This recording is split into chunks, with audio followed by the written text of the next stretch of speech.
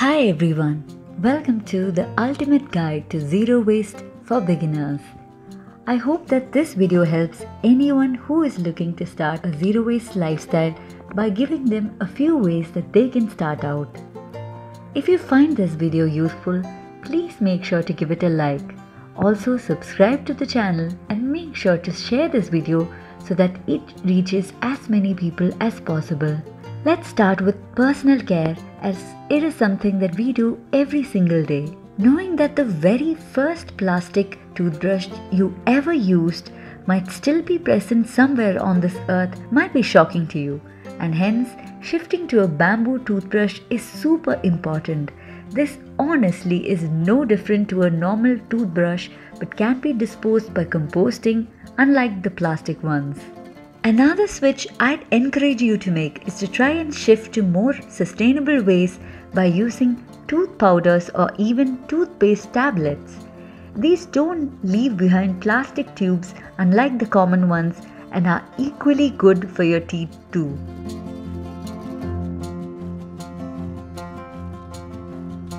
When it comes to face wash, I've found myself a super sustainable option, but these tend to be slightly expensive, so instead you can just opt for face bars or good quality soaps that you can keep for your face. The best alternative for your shampoos from plastic containers are definitely shampoo bars or even ones coming in aluminium bottles, which are 100% recyclable. The shampoo bars generally last you for over 100 washes. I even have a conditioner bar to make sure that is zero waste too. So what about your comb? Make sure to use a wooden one which can last you forever and are biodegradable too. For moisturizing my body, I go for these body butters that come in lightweight aluminium tins which are super sustainable. And of course, I cannot have a video that doesn't include a menstrual cup, which I promise you is the best invention when it comes to periods. And if you're not into cups, there's always the reusable cloth pads too.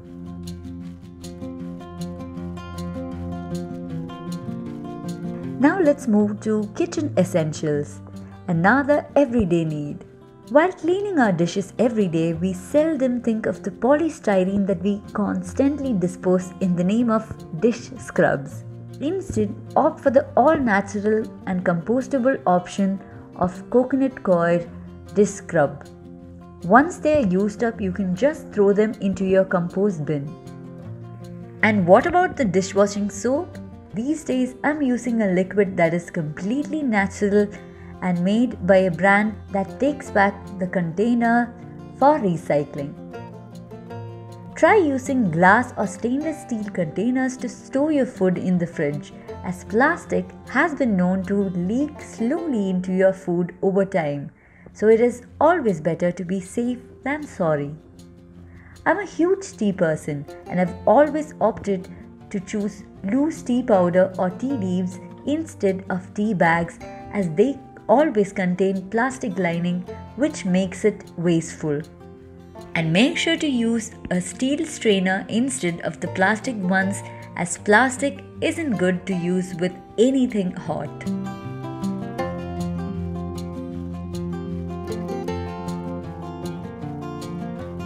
If you're used to having tissue paper around the kitchen, make sure to get ones that are made out of recycled paper or bamboo paper. These are sustainable and don't cause deforestation. But if not, nothing beats the cloth towels which can be washed and reused for a good long time. Now when it comes to your food, I really would encourage each of you to try going vegan, as it benefits our environment by not supporting animal agriculture, which is one of the industries that is directly responsible for climate change.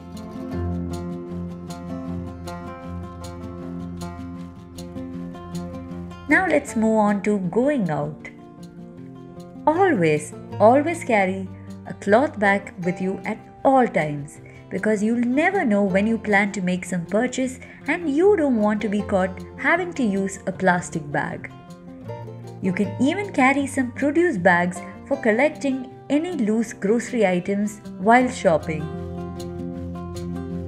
Also carry your trusty stainless steel or glass water bottles at all times, because there's nothing that makes you feel bad like having to drink water from a disposable plastic bottle. And having a few steel or bamboo straws with you can come in handy anytime you go out to a cafe or so, because we really don't want to have to use disposable straws. Carrying your own glass or cup for using at cafes while they serve in paper cups can be a more sustainable way, as paper cups are always lined with plastic, making them non-recyclable. And then another must-have should be a steel container to store any leftovers at the restaurant that you may want to take back home. Finally, when it comes to buying any item in general, it's always best to go for second-hand, as we don't want to lead to production of more and more items when there are already so many items created that are in great condition. For clothing, there are several online thrift shops available these days, so pick up great outfits up from there. For books, buy from second-hand stores or even take it from your friends when they're done, or even better, rent it from a library. Even for home furniture or decor, there are so many amazing items that are being sold second-hand whenever people are moving out. They are so in plenty that I feel it's a crime to even go first-hand. And even when it comes to electronics, you'll be able to find good quality ones for much cheaper too.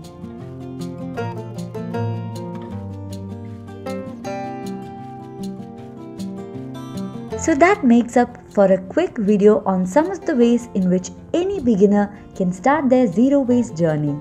If you think I've missed out on anything, please feel free to share it in the comments section so that we can discuss about it. And if you did like this video, please don't forget to like, share and subscribe. So I will see you again very soon. So until then, bye bye.